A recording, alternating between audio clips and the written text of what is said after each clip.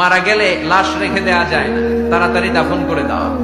নামাজের সময় হলে নামাজ পড়ো, দেরি করো না।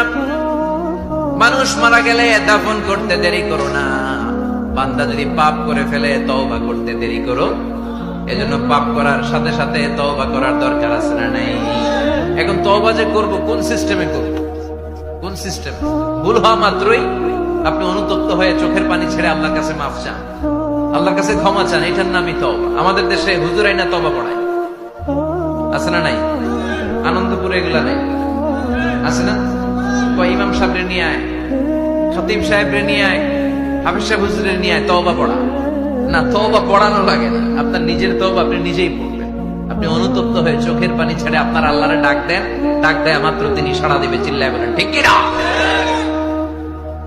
ওলামা একরামরা তওবার 5টা শর্ত আরোপ করেছে। এই 5টা শর্তের আলোকে যদি তওবা করেন